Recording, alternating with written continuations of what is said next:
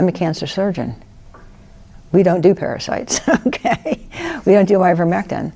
And I was not really even familiar with those people who use ivermectin. And so when, in the early days of COVID, when it became clear that ivermectin was effective in preventing and treating patients with a SARS-CoV-2 infection, I began to be aware, having looked in the literature, that there was 20 years of research showing that ivermectin had great potential in the treatment of cancer.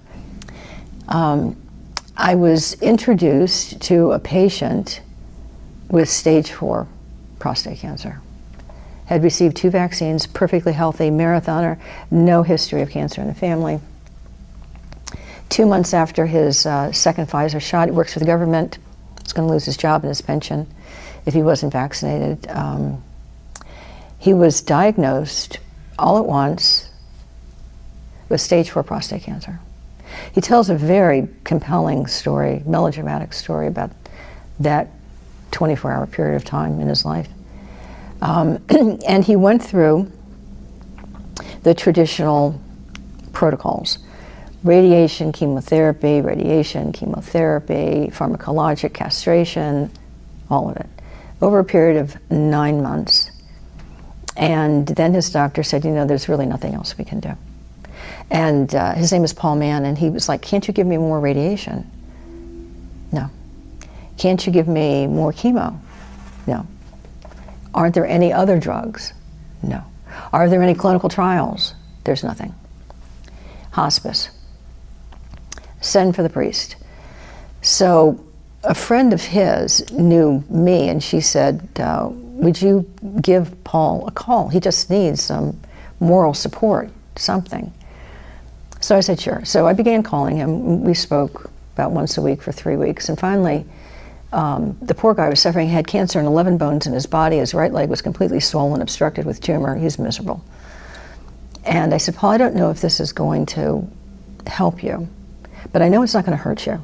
I just can't imagine, based on my judgment and understanding of the scientific literature and all of the work that Drs. Corey and Merrick had done, and others around the world, that ivermectin would hurt you. It might help. I can't say. So he said, you know, I'll give it a try. And he drove to Tennessee, where you could get it without a prescription.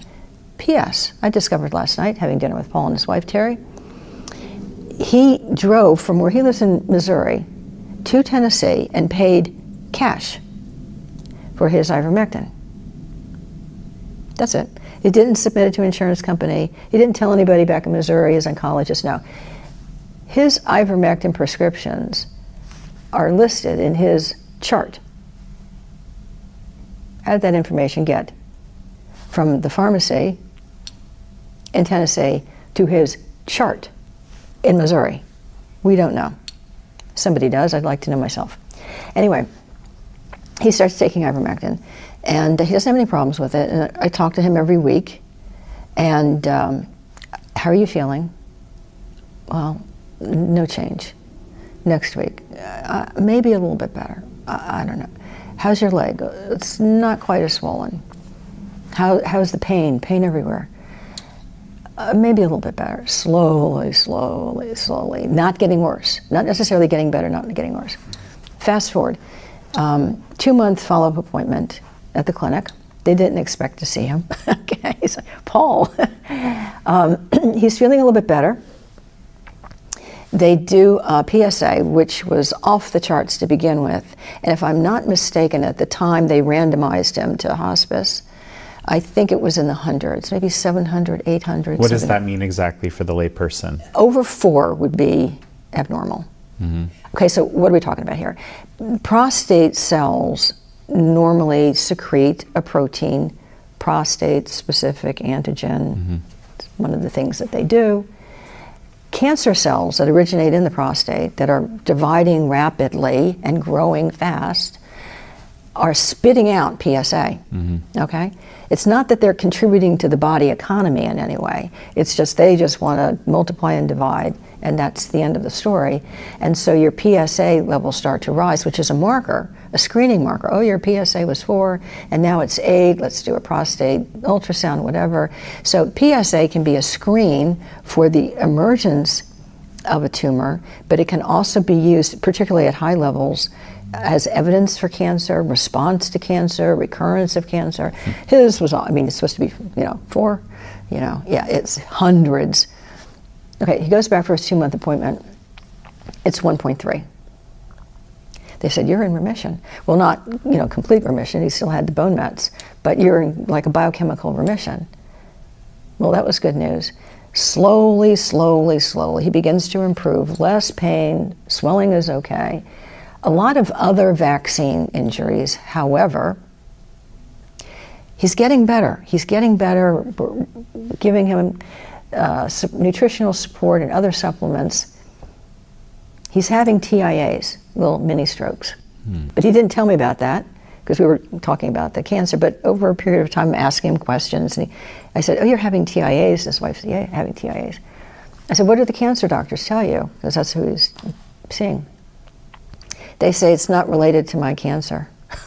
It's like, so I get a call from his wife one evening. He's in the emergency room. He's had this TIA, whatever it is, catastrophic.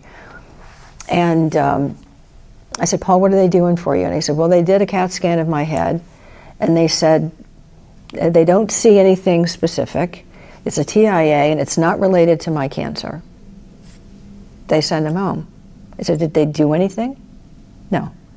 I said, well, okay, call me crazy. I'm a cancer surgeon, but I think you need to see a cardiologist. I think there are things they can do, okay? And of course, I look it up really quickly, and of course there are things. So get him to the cardiologist, get him on blood thinners, no more problems with TIAs, okay? That's an indictment of the healthcare system. So he's getting better. About 9 months later, he's out dancing for 4 hours, 3 nights a week. He gets a head-to-toe rescanning, and 3 of the bone mets are gone. There's no growth of the mets that are there, no new lesions. There's only one hot spot, and that's where he received radiation therapy, and the radiologist really could not distinguish whether that was a tumor hot spot or radiation change. He is doing very well. The vaccine injury is a problem, but the cancer is no longer a problem, except for the fact that it's still there, and we want to get rid of it completely. And he said, he called me from a hockey game, and he said, if I didn't know I have cancer, I would not know I have cancer. That was patient number 1. I was like, that's interesting. A second patient crossed my path.